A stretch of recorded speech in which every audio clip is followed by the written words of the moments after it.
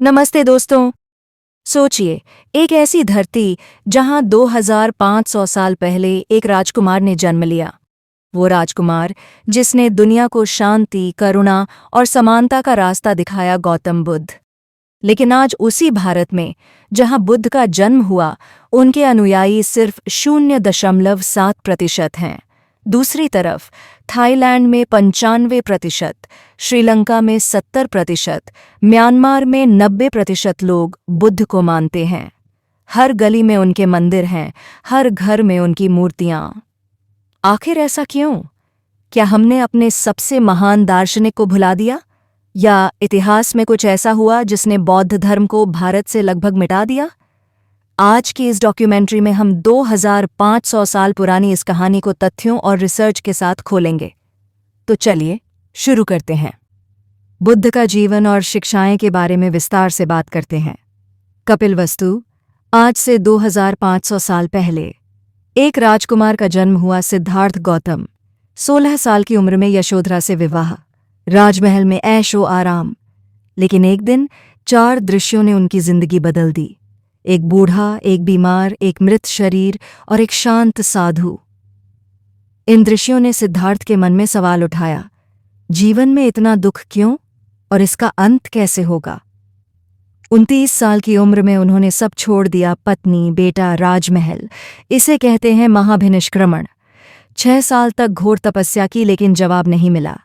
फिर बोधगया में एक पीपल के पेड़ के नीचे ध्यान में बैठे। 35 साल की उम्र में वो सिद्धार्थ से बुद्ध बन गए, जागृत। उन्होंने 4 आर्य सत्य दिए। जीवन में दुख है, दुख का कारण तृष्णा है, दुख का अंत संभव है, रास्ता है अष्टांगिक मार्ग, मध्य मार्ग। बुद्ध ने जाति पाति को नकारा, कहा कोई ऊंच नीच नहीं, सब बराबर। सारनाथ में पहला उपदेश दिया और 45 साल तक भारत में घूमकर लोगों को जागृत किया। 80 साल की उम्र में कुशीनगर में महापरिनिर्वाण। आखिरी शब्द, सब कुछ अनित्य है, परिश्रम से अपना उद्धार करो। बौद्ध धर्म का स्वर्णकाल। बुद्ध के बाद उनके शिष्य ने उनका संदेश पूरे भारत में फैलाया। लेकिन बौद्ध धर्म को असली ताकत दी सम्राट अशोक ने। कलिंग युद्ध में लाखों मौतों ने अशोक का दिल बदल दिया। उन्होंने हिंसा छोड़ दी और बौद्ध धर्म को राजधर्म बनाया। अशोक ने हजारों स्तूप और विहार बनवाए। नालंदा, विक्रमशिला जैसे विश्वविद्यालय बने, जहां दुनिया भर से लोग ज्ञान लेने आए। भारत उस समय दुनिया का सबसे बड़ा ज्ञान केंद्र था। अशोक ने अपने दूत श्रीलंका, म्यांमार, थाईलैंड, चीन, जापान भेजे। आज श्रीलंका में 70%, थाईलैंड में 95%, म्यांमार में 90% लोग बौद्ध हैं, लेकिन भारत में सिर्फ 0.7%। आखिर क्यों? जहां पूजा ज्यादा, जहां कम। चलिए अब एक तुलना करते हैं। थाईलैंड में 95% लोग बौद्ध हैं। हर सुबह लोग मंदिरों में जाते हैं, भिक्षुओं को भोजन देते हैं, बुद्ध की मूर्तियों को फूल चढ़ाते हैं। वैसाख जैसे त्योहारों में सड़कें रोशनी से जगमगाती हैं।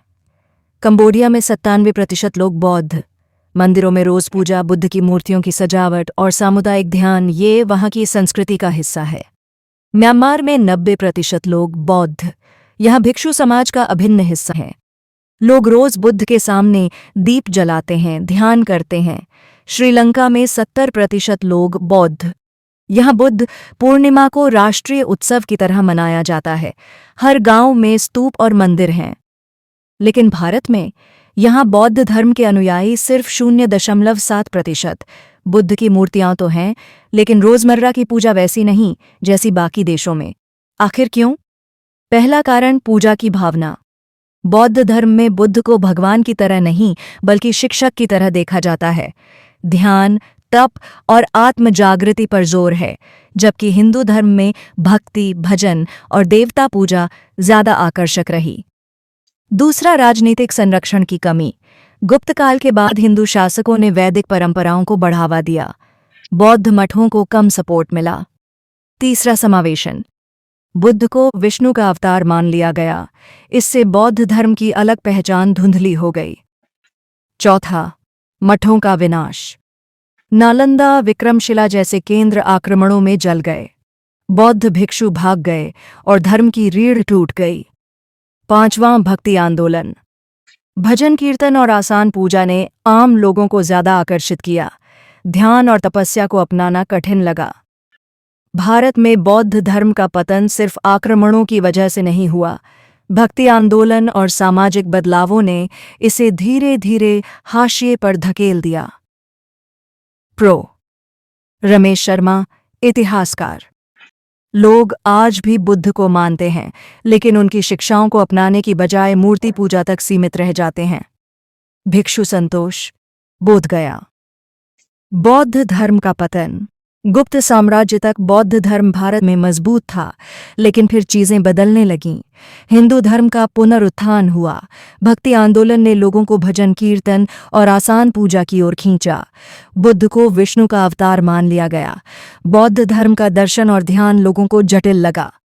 फिर आए विदेशी आक्रमण। 5वीं सदी में हूणों ने और 12वीं सदी में तुर्कों ने बौद्ध विहारों को नष्ट किया। नालंदा, विक्रमशिला जैसे विश्वविद्यालय जलकर राख हो गए। लाखों किताबें, सदियों का ज्ञान सब खत्म। बौद्ध भिक्षु या तो मारे गए या तिब्बत, श्रीलंका जैसे देशों में भाग गए। इस तरह जिस धरती ने बुद्ध को जन्म दिया, वहां बौद्ध धर्म लगभग गायब हो गया। लेकिन दुनिया के बाकी हिस्सों में वही धर्म आज भी फल फूल रहा है। ये विडंबना नहीं तो क्या है? बौद्ध धर्म का पुनर्जागरण। 19वीं सदी तक भारत में बौद्ध धर्म सिर्फ इतिहास की किताबों में रह गया था, लेकिन फिर आया 1956। टोन्ने ओ भीमराव अंबेडकर, जिन्हें हम बाबा साहेब कहते हैं, ने नागपुर में लाखों अनुयायियों के साथ बौद्ध धर्म अपनाया। ये सिर्फ धार्मिक बदलाव नहीं था, ये थी एक सामाजिक क्रांति।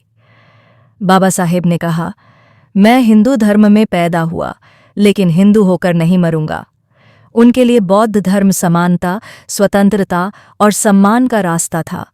आज महाराष्ट्र में, खासकर नागपुर के दीक्षा भूमि में, बौद्ध आंदोलन मजबूत है। दलित समुदाय ने इसे अपनाकर अपनी पहचान बनाई।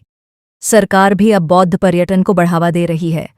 बोधगया, सारनाथ, कुशीनगर, ये जगहें दुनिया भर से पर्यटकों को खींचती हैं। लेकिन सवाल ये है, क्या ये सिर्फ पर्यटन तक सीमित रह गया है? Interview coat. अंबेडकर ने बौद्ध धर्म को सिर्फ धर्म नहीं, बल्कि सामाजिक न्याय का हथियार बनाया। प्रिया राव, सामाजिक कार्यकर्ता। आधुनिक समय और सवाल। आज पूरी दुनिया में बुद्ध के विचार फैल रहे हैं।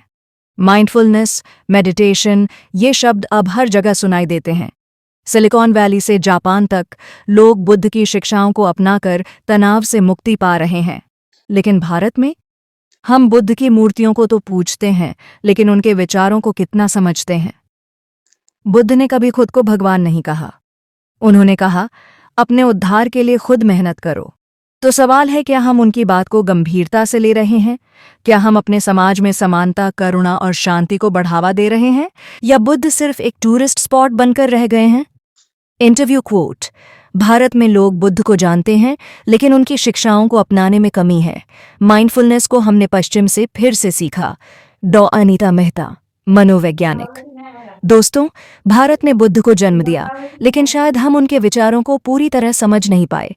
आज वक्त है कि हम बुद्ध की शिक्षाओं को दोबारा पढ़ें, उनके मध्य मार्ग को अपनाएं, क्योंकि जब हम खुद जागृत होंगे, तभी हमारा समाज जागृत होगा, और तभी बुद्ध का असली संदेश भारत में वापस आएगा। तो आइए एक कदम उठाएं, अपने आसपास शांति और समानता फैलाएं, क्योंकि बुद्ध का रास्ता सिर्फ मंदिरों में नहीं, हमारे दिलों में है। दोस्तों, अगर आपको ये डॉक्यूमेंट्री पसंद आई, तो इसे अपने दोस्तों और फैमिली के साथ शेयर करें। कमेंट में बताइए, बुद्ध का कौन सा विचार आपको सबसे ज्यादा इंस्पायर करता है, और ऐसी ही गहरी रिसर्च वाली स्टोरीज के लिए हमारे चैनल को सब्सक्राइब करें। आपके सपोर्ट से हम ऐसी कहानियां लाते रहेंगे। मिलते हैं अगली वीडियो में।